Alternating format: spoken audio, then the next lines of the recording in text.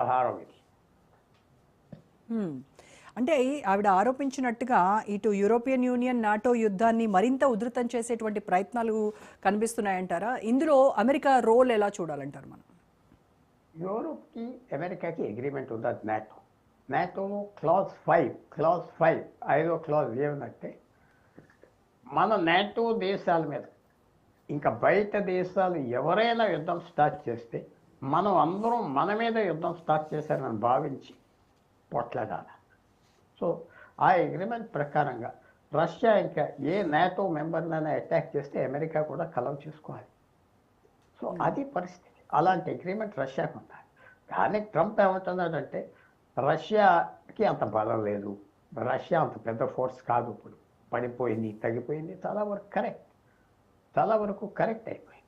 Russia యుక్రెయిన్తోనే పోరాడలేకపోతుంది, పక్క దేశం ఎంతవరకు వెళ్తారు. సో ఇది మనం ఎలా చూడాలంటే అక్కడ కొంతమంది వాషింగ్టన్లో కొన్ని యూరోపియన్ దేశాలతో కలిసి ఈ పీస్ ఎఫర్ట్స్ ఆప్ చేయడానికి చూస్తున్నారు. ఎస్, కరెక్టే. రష్యా గత సంవత్సరం అంతా పోరాడి 1% భూమి ఇంకా క్యాప్చర్ చేసినట్టే, ఒకే 1% భూమి ఈ సంవత్సరం. 2 లక్షల మంది 3 లక్షల మంది గాయపడ్డారు, సీరియస్గా చచ్చిపోయారు. యుద్ధం మారిపోయింది అక్కడ, అన్నీ ఉండగా. సో ఎలాగైనా పీస్ తేవాలి. ఎక్కడైతే అడ్డం వచ్చింది, భూమి ఇవ్వాలి, మాకు ఇంకా భూమి కావాలి, అప్పుడే ఆప్ చేస్తాం. ఇప్పుడు సాధించింది కాదు, ఇంకా కావాలని రష్యా అంటుంది. అక్కడ తగు వచ్చింది. సో ఆ తగు తీరుస్తారా, తీరిపోతారా? తప్పకుండా తీర్చేస్తారు. ఎందుకంటే ట్రంప్ ఇంకా ఆయన ప్రెస్టీజ్ కోసం ఇంకా చేయగల పనులు చాలా ఉన్నాయి, చేస్తారు. అసలు అమెరికా ఇంటెలిజెన్స్ రిపోర్ట్స్కి ఈ గబార్డ్కి ఎందుకు sir contradiction? American intelligence reports కాదు, ఇంటెలిజెన్స్ కమ్యూనిటీ పుకారని. ఓకే, ఆమె రిప్రజెంట్ చేస్తారు కదా ఇంటెలిజెన్స్. అన్నది కదా, నేను హెడ్ ఆఫ్ అమెరికన్ ఇంటెలిజెన్స్, మేము ఇలాంటి అసెస్మెంట్ ఎక్కడిచ్చాం, ఎవరిచ్చారు? ఎవరు ఇవ్వలేదు. ఇంకా మేము చెప్పేది ఏంటంటే రష్యాకి ఆ బలం లేదు ఇంకో దేశం వెళ్ళి అటాక్ చేయటానికి, అస్సలు లేదు. అలాంటప్పుడు మిగతా యూరోపియన్ దేశాల మీద అందరి మీద కలిసి ఏం పోరాడుతుంది రష్యా? అది మేమే ఇస్తున్నాం. ఇవన్నీ పుకార్లు. ఇంటెలిజెన్స్ కమ్యూనిటీలో ఆలోచనలు ఉన్నాయి. ఇంటెలిజెన్స్ కమ్యూనిటీ అంటే ఏంటి? ఎవరో రిటైర్డ్ అయిపోయిన అఫీషియల్గా ఏంటి? మేము ఇస్తున్నాం, మేము కుర్చీ మీద కూర్చొని ఇస్తున్నా రిపోర్ట్స్ అన్ని కలెక్ట్ చేసి. సో అది కూడా ఆమె ఎక్స్పోజ్ చేసి, ఇంటెలిజెన్స్ అంటే సిఐఏలో కొంతమంది అన్హ్యాపీగా ఉన్నవాళ్ళు, అలాంటి వాళ్ళు బయట పెట్టారా అంటే అదేం లేదు ఆమె చెప్తారు. ఓకే, సో అవి పుకార్లు మాత్రమే, వాటిని ఆవిడ తిప్పికొట్టేటువంటి ఇది చేశారు. అంతే. ఒక లాజిక్ కూడా చెప్పారు కదా చాలా చక్కగా. లాజిక్ అంతా అవి మేము పీస్ కోసం ట్రై చేస్తామంటే వీళ్ళు స్పాయిల్ చేయడానికి ట్రై చేస్తున్నారు, డెలిబరేట్గా స్పాయిల్ చేయడానికి ట్రై చేస్తున్నారు. యుద్ధం ఇంకా జరగాలి. ఇంకా రష్యా యుక్రెయిన్ పోతే పోయింది, జనం చచ్చిపోతే చచ్చిపోతారు, కానీ రష్యా ఇంకా వీక్ అవ్వాలి. రష్యా వీక్ అవుతుంది కదా యుద్ధంతో, చాలా వరకు వీక్ అయిపోయింది కదా. రష్యా ఒక పెద్ద శత్రువు యూరోపియన్ దేశాలు.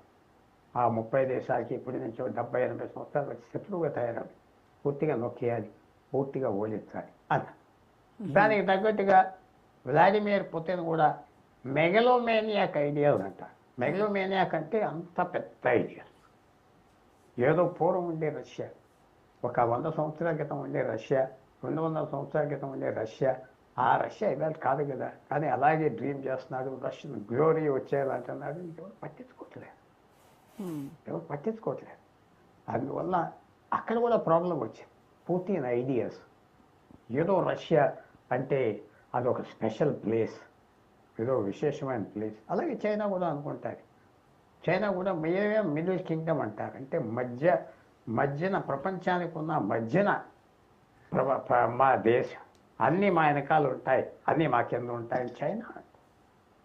రష్యాకి ఆ వ్యూ ఉన్నది, ఒక మిస్టికల్ వ్యూ అంటారు.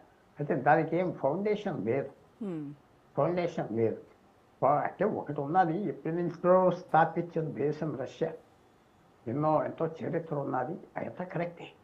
కానీ వ్లాదిమిర్ పుతిన్ ఈవేళ అనుకున్నట్టుగా కాదు కదా. వాళ్ళు ఏదో బలం ఉన్నది, సైనికులు ఉన్నారు, దేశానికి చచ్చిపోవటానికి రెడీగా ఉన్నారు. అయ్యో లేరు. స్టాలిన్ టైంలో ఒక 60-80 సంవత్సరాల క్రితం లక్షల మంది చచ్చిపోయారు రష్యా గురించి. ఇవాళ ఎవరు చచ్చిపోవడానికి రెడీగా లేరు. కరెక్ట్. అందుకని ఇవన్నీ ఏం ఉపయోగం అని. వ్లాదిమిర్ పుతిన్ కూడా కొన్ని తప్పు ఆలోచనలతో యుద్ధాలన్నీ చేస్తున్నారు. యుక్రెయిన్ కొంతవరకు తప్పుడు స్టెప్స్ తీసుకున్నది, రష్యాను థ్రెటన్ చేసింది. 91లో రష్యా నుంచి విడిపోయినప్పుడు అగ్రిమెంట్ కూడా ఇచ్చారు, మేము నాటో జాయిన్ అవ్వమని. మళ్ళీ ఇప్పుడు నాటో జాయిన్ అవుతా అంటున్నారు. అదొక యుద్ధ కారణం. అంటే ఈ Zelensky NATO entry back track impact ఏమైనా ఉంటుందంటారా సార్? ఏమంటారు? Zelensky NATO entry back track impact ఏమైనా ఉంటుందంటారా? ఏముండదు, ఇంకా తప్పట్లేదు. అదొకటి తీసుకోవాలి, తీసుకోవడం. కానీ రష్యాకి ఇంత చేసాక, ఇంత అడావుడు అవ్వాక, ఇంతమంది చచ్చిపోయాక, ఇంత ధనం ఖర్చు పెట్టాక, ఈ 4 సంవత్సరాలు వేస్ట్ అయిపోయాక రష్యా ఇప్పుడు ఆయన కూడా చూపెట్టాలి కదా దేనికి యుద్ధం చేశాడు. ఒక భారతదేశంలో 2 జిల్లాల స్థలం, అంత స్థలానికి యుద్ధం చేసేదా? ఖాళీగా ఉన్న స్థలానికి అది వస్తాను. సో ఆయన ఇందాక నేను చెప్పిన పాయింట్, ఒక మిస్టికల్ వ్యూ చెప్తాడు వ్లాదిమిర్ పుటిన్. మిస్టికల్ అంటే దానికి ఎక్స్ప్లెనేషన్ లేదు. అది ఒక మైండ్లో ఉన్నది, భగవంతుడు, లేకపోతే ఈకో సిస్టమ్, లేకపోతే అక్కడున్న పవిత్రత, అక్కడున్న ఏదో మిస్టికల్ వ్యూ. రష్యా అంటే మళ్ళీ పైకి రావాలి, రష్యా ఏదైతే పూర్వం ప్రాంతాలన్నీ రష్యాలో ఉండే మళ్ళీ తిరిగి రావాలి అని ఒక ఐడియాతో ఉన్నాడు. దాని గురించి ఆయన ప్రమాదంలో పడిపోయాడు, దేశాలు కూడా ప్రమాదం పడ్డాయి. ఫిబ్రవరి 22 నుంచి 4 సంవత్సరాలు యుద్ధం అయిపోయాయి. 4 రోజుల్లో లొంగిపోతారు అనుకున్నారు రష్యాని చూసి, అవలేదే. ఎప్పుడు ఒక పెద్ద 100% కరెక్ట్ రూల్ ఏమిటంటే ప్రపంచం సామాన్యమైన మన జీవితాలే కాదు, యుద్ధాలు స్టార్ట్ చేసాక ఎలాగైపోతాయి ఎవరు చెప్పలేరు. రెండో రూల్, ఎవరు స్టార్ట్ చేస్తారో నార్మల్గా వాళ్ళే ఓడిపోతారు. నార్మల్గా అంటే అన్నిసార్లు అలాగ అవ్వదు. నార్మల్గా second world war Germany start అవి ఓడి, first world war Germany, Turkey, Japan start చేశారు ఓడి. ఎక్కడైనా ఇప్పుడు ఇవాళ యుక్రెయిన్ వార్ రష్యా స్టార్ట్ చేసి ఓడిపోయినట్లు ఎక్కి,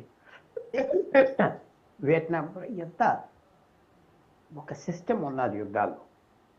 సో ఎంత చాలా జరిగింది గత 4 సంవత్సరాలు యూరోప్లో. 1945 నుంచి రష్యాతో గొడవగా అమెరికా బలం వల్ల శాంతిగా ఉండేది. దాదాపు 75 సంవత్సరాలు పీస్ఫుల్గా ఉండేది.